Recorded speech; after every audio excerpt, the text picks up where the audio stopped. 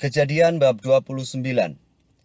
Kemudian berangkatlah Yakub dari situ dan pergi ke negeri Bani Timur. Ketika ia memandang sekelilingnya, dilihatnya ada sebuah sumur di padang dan ada 3 kumpulan kambing domba berbaring di dekatnya. Sebab dari sumur itulah orang memberi minum kumpulan-kumpulan kambing domba itu. Adapun batu penutup sumur itu besar, dan apabila segala kumpulan kambing domba itu digiring berkumpul ke sana, maka gembala-gembala menggulingkan batu itu dari mulut sumur, lalu kambing domba itu diberi minum, kemudian dikembalikanlah batu itu lagi ke mulut sumur itu. Bertanyalah Yakub kepada mereka, "Saudara-saudara, dari manakah kamu ini?" Jawab mereka, "Kami ini dari Haran." Lagi katanya kepada mereka, "Kenalkah kamu Laban cucu Nahor?" Jawab mereka, "Kami kenal." Selanjutnya katanya kepada mereka, "Selamatkah ia?"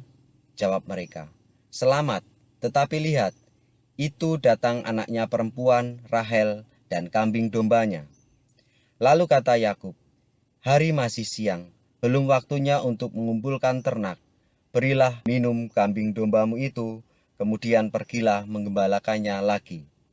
Tetapi jawab mereka, "Kami tidak dapat melakukan itu selama segala kumpulan binatang itu belum berkumpul. Barulah batu itu digulingkan dari mulut sumur dan kami memberi minum kambing domba itu." Selagi ia berkata-kata dengan mereka, datanglah Rahel dengan kambing domba ayahnya, sebab dialah yang menggembalakannya.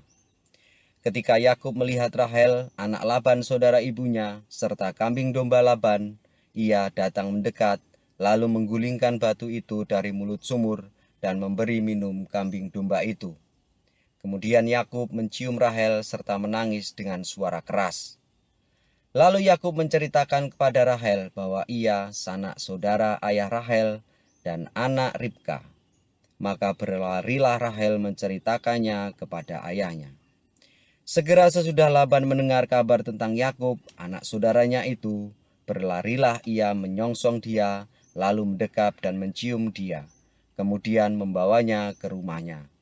Maka Yakub menceritakan segala hal ikhwalnya kepada Laban. Kata Laban kepadanya, "Sesungguhnya engkau sedara sedaging dengan aku." Maka tinggallah Yakub padanya genap sebulan lamanya.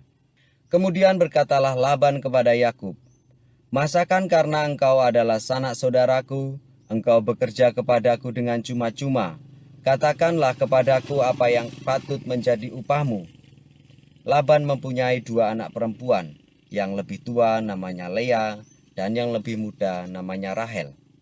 Lea tidak berseri matanya, tetapi Rahel itu elok sikapnya dan cantik parasnya. Yakub cinta kepada Rahel, sebab itu ia berkata, "Aku mau bekerja padamu 7 tahun lamanya untuk mendapat Rahel, anakmu yang lebih muda itu." Saud Laban, "Baiklah ia kuberikan kepadamu daripada kepada orang lain, maka tinggallah padaku." Jadi bekerjalah Yakub 7 tahun lamanya untuk mendapat Rahel itu. Tetapi yang ke-7 tahun ia anggapnya seperti beberapa hari saja karena cintanya kepada Rahel. Sesudah itu berkatalah Yakub kepada Laban, "Berikanlah kepadaku bakal istriku itu, sebab jangka waktuku telah genap, supaya aku akan kawin dengan dia." Lalu Laban mengundang semua orang di tempat itu dan mengadakan perjamuan. Tetapi pada waktu malam diambilnyalah Lea anaknya, lalu dibawanya kepada Yakub. Maka Yakub pun menghampiri dia. Lagi pula Laban memberikan Zilpa, budaknya perempuan, kepada Lea, anaknya itu menjadi budaknya. Tetapi pada waktu pagi tampaklah bahwa itu Lea. Lalu berkatalah Yakub kepada Laban, "Apakah yang kau perbuat terhadap aku ini? Bukankah untuk mendapat Rahel aku bekerja padamu? Mengapa engkau menipu aku?" Jawab Laban, "Tidak biasa orang berbuat demikian di tempat kami ini, mengawinkan adiknya lebih dahulu daripada kakaknya. Genapilah dulu 7 hari perkawinanmu dengan anakku ini. Kemudian anakku yang lain pun akan kuberikan kepadamu sebagai upah, asal engkau bekerja pula padaku 7 tahun lagi." Maka Yakub berbuat demikian. Ia menggenapi ketujuh hari perkawinannya dengan Lea. Kemudian Laban memberikan kepadanya Rahel anaknya itu menjadi istrinya. Lagi pula Laban memberikan Bilha, budaknya perempuan, kepada Rahel anaknya itu menjadi budaknya. Yakub menghampiri Rahel juga, malah ia lebih cinta kepada Rahel daripada kepada Lea. Demikianlah ia bekerja pula kepada Laban 7 tahun lagi. Ketika Tuhan melihat bahwa Lea tidak dicintai, dibukanyalah kandungannya, tetapi Rahel mandul. Lea mengandung lalu melahirkan seorang anak laki-laki dan menamainya Ruben, sebab katanya, "Sesungguhnya Tuhan telah memperhatikan kesengsaraanku. Sekarang tentulah aku akan dicintai oleh suamiku." Mengandung pula lah ia, lalu melahirkan seorang anak laki-laki. Maka ia berkata, "Sesungguhnya Tuhan telah mendengar bahwa aku tidak dicintai, lalu diberikannya pula anak ini kepadaku." Maka ia menamai anak itu Simeon. Mengandung pula lah ia, lalu melahirkan seorang anak laki-laki. Maka ia berkata, "Sekali ini suamiku akan lebih erat kepadaku, karena aku telah melahirkan 3 anak laki-laki baginya." Itulah sebabnya ia menamai anak itu Lewi. Mengandung pula lah ia, lalu melahirkan seorang anak laki-laki. Maka ia berkata, "Sekali ini aku akan bersyukur kepada Tuhan." Itulah sebabnya ia menamai anak itu Yehuda. Sesudah itu ia tidak melahirkan lagi. Kejadian bab 30. Ketika dilihat Rahel bahwa ia tidak melahirkan anak bagi Yakub, cemburulah ia kepada kakaknya itu, lalu berkata kepada Yakub, "Berikanlah kepadaku anak, kalau tidak aku akan mati." Maka bangkitlah marah Yakub terhadap Rahel dan ia berkata, "Akukah pengganti Allah yang telah menghalangi engkau mengandung?" Kata Rahel, "Ini Bilha, budakku perempuan. Hampirilah dia, supaya ia melahirkan anak di pangkuanku, dan supaya oleh dia aku pun mempunyai keturunan." Maka diberikannyalah Bilha budaknya itu kepada Yakub menjadi istri, dan Yakub menghampiri budak itu. Bilha mengandung lalu melahirkan seorang anak laki-laki bagi Yakub. Berkatalah Rahel, "Allah telah memberikan keadilan kepadaku, juga telah didengarkannya permohonanku dan diberikannya kepadaku seorang anak laki-laki." Itulah sebabnya ia menamai anak itu Dan. Mengandung pula lah Bilha, budak perempuan Rahel, lalu melahirkan anak laki-laki yang kedua bagi Yakub. Berkatalah Rahel, "Aku telah sangat hebat bergulat dengan kakakku, dan aku pun menang." Maka ia menamai anak itu Naftali. Ketika dilihat Lea bahwa ia tidak melahirkan lagi, diambilnyalah Jilpa, budaknya perempuan, dan diberikannya kepada Yakub menjadi istrinya. Dan Jilpa, budak perempuan Lea, melahirkan seorang anak laki-laki bagi Yakub. Berkatalah Lea, "Mujur telah datang." Maka ia menamai anak itu Gad. Dan Jilpa, budak perempuan Lea, melahirkan anak laki-laki yang kedua bagi Yakub. Berkatalah Lea, "Aku ini berbahagia, tentulah perempuan-perempuan akan menyebut aku berbahagia." Maka ia menamai anak itu Asyer. Ketika Ruben pada musim menuai gandum pergi berjalan-jalan, didapatinya di padang buah dudaim. Lalu dibawanya kepada Lea ibunya. Kata Rahel kepada Lea, "Berilah aku beberapa buah dudaim yang didapat oleh anakmu itu."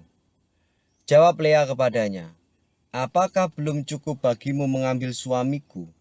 Sekarang pula mau mengambil lagi buah dudaim anakku?" Kata Rahel, "Kalau begitu, biarlah ia tidur dengan engkau pada malam ini sebagai ganti buah dudaim anakmu itu." Ketika Yakub pada waktu petang datang dari padang, pergilah Lea mendapatkannya sambil berkata, "Engkau harus singgah kepadaku malam ini, sebab memang engkau telah kusewa dengan buah dudaim anakku." Sebab itu, tidurlah Yakub dengan Lea pada malam itu. Lalu Allah mendengarkan permohonan Lea. Lea mengandung dan melahirkan anak laki-laki yang kelima bagi Yakub. Lalu kata Lea, "Allah telah memberi upahku, karena aku telah memberi budakku perempuan kepada suamiku." Maka ia menamai anak itu Isakhar. Kemudian Lea mengandung pula dan melahirkan anak laki-laki yang keenam bagi Yakub. Berkatalah Lea, Allah telah memberikan hadiah yang indah kepadaku. Sekali ini suamiku akan tinggal bersama-sama dengan aku, karena aku telah melahirkan 6 orang anak laki-laki baginya. Maka ia menamai anak itu Zebulon.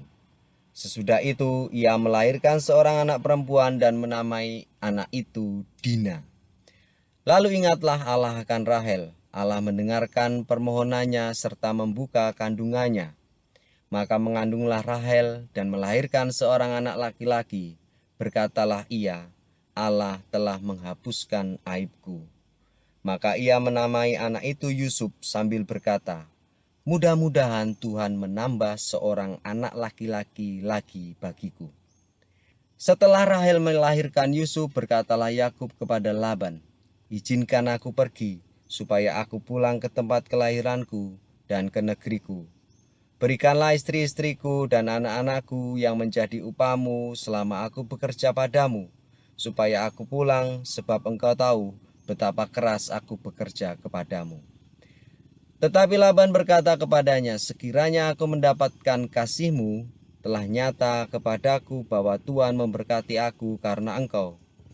Lagi katanya, tentukanlah upahmu yang harus kubayar, maka aku akan memberikannya.